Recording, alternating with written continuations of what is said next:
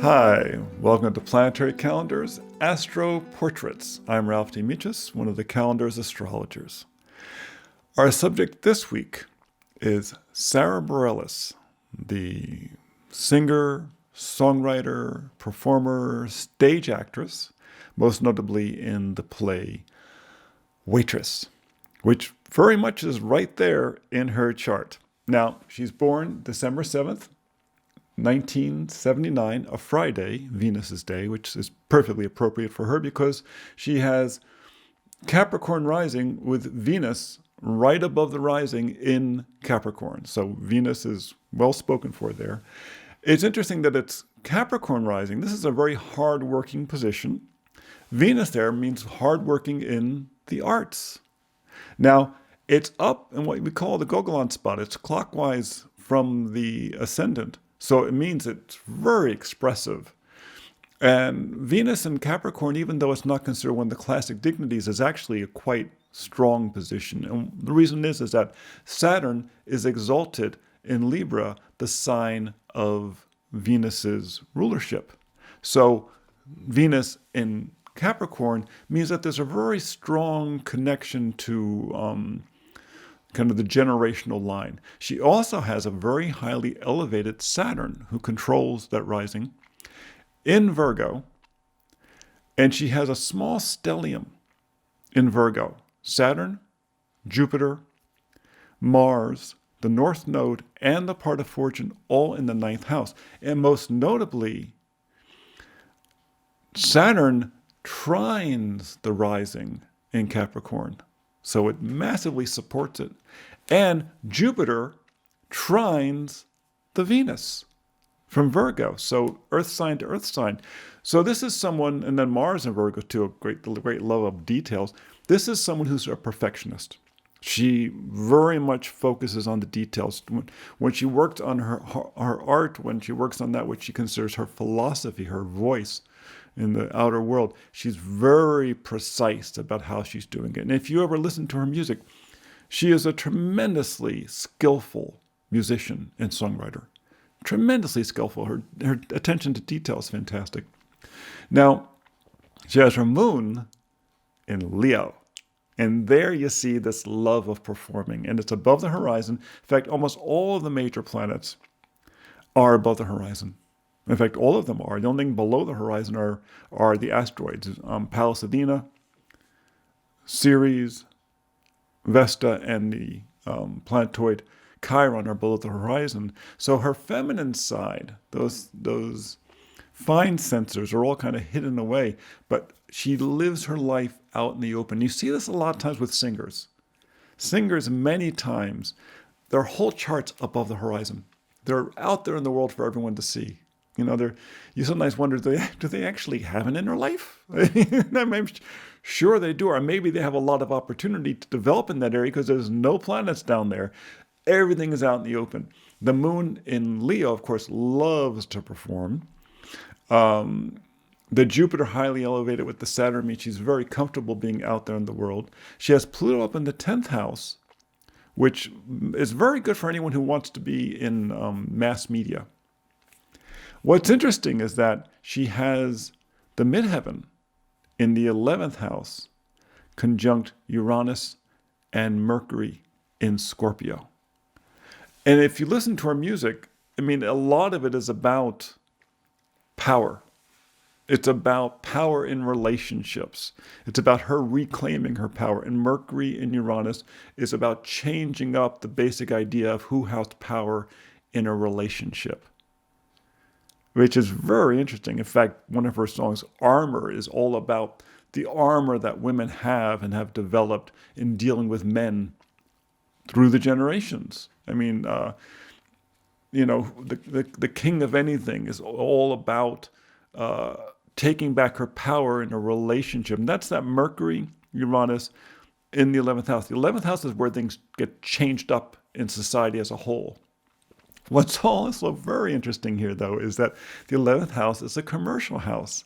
And in reading her materials and such, she's always, when she's working on the song, saying, is this going to be a good commercial song? Am I going to be able to sell this one? This is not the pure artist saying, oh, well, am I in contact with the muse? No, she wants to know along the ways, is this going to sell? Is this album going to do well for us because of the topic and the way it's presented? That's Uranus in the 11th house. Show me the money. It's Capricorn rising. What's the practical path that we need to take to be successful? Now, her sun, and this is very interesting, her sun is in the 12th house, conjunct Neptune, the imagination. This is someone who just is soaked in the imagination. She also has Estrella, the asteroid that relates to, it's one of the goddess asteroids that relates a lot to the laws and to what's fair. And that's also conjunct the sun, very closely conjunct the sun. But the sun in the 12th house in Sagittarius, expansive Sagittarius, in the 12th house, a house that's ruled by Jupiter, Pisces. Remember, this is a very Jupiterian place. Her imagination can really take off. It may explain between that and the obsessive Mercury in Scorpio, may explain a lot of her songs, which are about obsession and relationships. You're not really to not think about anything else except this relationship. But it also means a great love of make-believe. And I think her real ambition was Broadway, to be on the stage. It wasn't really about singing or songwriting. It was about being on the stage and the make-believe of Broadway. And you see this is funny, this is actually very similar to Anne Hathaway, who is a Sagittarius rising, but with a Scorpio sun. Once again, that 12th house. She loves the make-believe. They love the make-believe of the theater. It's really where they feel greatly empowered. Having the Venus so powerful means that she's just a natural-born artist, and she's a very disciplined artist. Very disciplined about her work. Now, one of the things I love about her chart is, you might say, the branding. Look at that 9th house. It's trining the rising and the Venus, right? Trining it from the 9th house, all that stuff in Virgo, with the part of fortune. Part of fortune's right there conjunct Mars. Mars in Virgo. What's Mars in Virgo in our society? That's the waitress. Mars, a physical person who does stuff, who gets right there in the middle of stuff, right?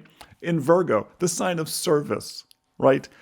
In Sagittarius, the house of travel, being away from your home. When you're away from your home and you go to a place where you need service, who do you see? You see the waitress who shows up with a smile and says, "How you doing? Well, you want some coffee?" Her brand. She was the perfect person for this project. And it's funny, she wasn't the inventor of this play. This, comes, I believe, from a book that went to a movie. And another artist wanted to do a play based on it and approached her. And she was just the perfect person for doing this, for creating the score, because she understands it. She understands the brand. She comes from a little town, Eureka, California, which is way up on the coast. It's really far out there. It's a small country town, and yet she's gained international fame and a tremendously loyal fan base, especially I think among women, because I think her work is very empowering to women. Saturn in Virgo, right? That we have the tradition, we have the strength of our service. Trining the rising Capricorn, the Jupiter, our ability to be expansive through our service, trining the Venus in Capricorn, our traditions of the arts. How much of our ability to live in our society is truly based upon the arts of women, the creation of baskets, the creation of food, the creation of clothes. Even today, I imagine that most of the clothes that you wear were sewn by women around the world. These basic skills that keep us human, keep us civilized, that give us joy, that add light to our lives. And she's the champion of that. So it's a fascinating chart. The moon in Leo is a real powerful moon in some ways, but it's also a difficult moon. If you look in terms of our houses, our dignities, the dignities that we use, we say that the sun is co-ruled by Leo and Cancer. Okay? But the moon is not also co-ruled in the same way. The moon has co-rulers of Cancer and Sagittarius. And the Sagittarius is a very upbeat moon that also has a tendency to be sad now and then. If you know anyone with Sagittarius moon, they're really effusive. They're just wonderful to be around. They're very optimistic, but they'll periodically get these little periods of sadness. But they get over it real quickly because it's Sagittarius. Sagittarius gets over stuff. It's mutable. It's a real positive position. The moon does not like being fixed, and Leo is a fixed sign. And the thing is the moon in Leo tends to get very fixed in its feelings, and it gets fixed in its sense of it's my domain. So it has a hard time giving way.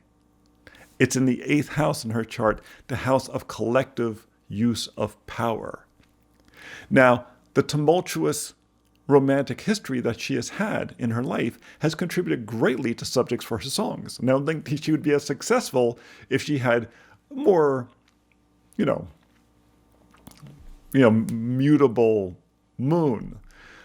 But it is something that has given her difficulty, and yet she has maintained her sense of sovereignty over her life. And she likes being in command of her life. All that Saturn and Jupiter up high, Scorpio at the midheaven. She wants to be in command of her life.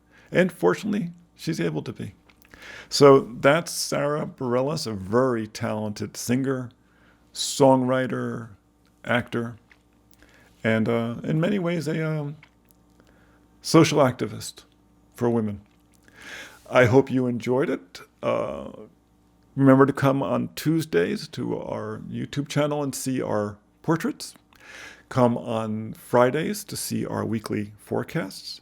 You can go to Planetary Calendar Astrology on YouTube to find us, and subscribe, please, because it's a big help. And of course, you want to have your calendars. Don't go any place without your calendars. We got the pocket versions, we got the wall calendars, we got the day planner, we got the digital versions. You got no excuse for not having your calendars. So go to planetarycalendar.com and you'll find them there. Thanks for joining us.